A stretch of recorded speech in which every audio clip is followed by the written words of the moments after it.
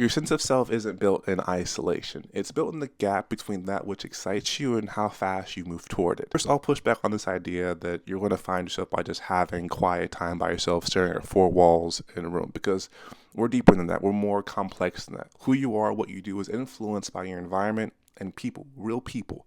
Not a feed, not a trend, but actual people doing things that actual humans do. Doing things that you think is interesting, that are cool. And that's step one, paying attention to what you think is genuinely cool. Not what you think you're supposed to think is cool, but what you actually think is cool. For me, it's entrepreneurship. It's building a personal brand. It's working on something that's, exciting to me, that's different. And so if you're trying to figure that out, here's how you actually find it. This is where most people go wrong. They read about it and they research it and they try to stimulate life instead of living it. Dan Gilbert at Harvard talks about this idea of surrogation, which is what he defines as consuming information about something instead of actually experiencing it. Mel Robbins had a Stanford professor on by the name of Dan Evans, and he talked about a similar idea.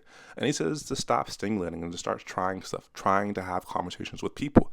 Not just any conversations, very specific conversations. He calls them narrative conversations as opposed to transactional ones. Transactional would sound like how much did you make or how long did it take? But a narrative conversation is more so about the person, their experience, and what it actually felt like for them to experience the thing that you're curious about. And that's how you actually find out if something that you've been reading about is the thing that you're actually interested in, and should you actually move towards it. It's by having those narrative conversations.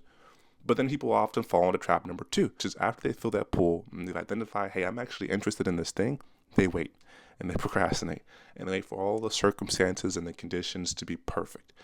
But that's the wrong thing to do. There's a study that identifies that there's only really one to two things that most successful people have in common. And that is the gap between a good idea and taking action. And for them, it is very, very short.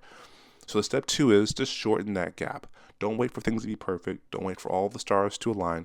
If you have interest in the thing, you've spoken to someone about that thing, and you confirm that you're interested in it, move toward it, do a small thing, and actually take action today.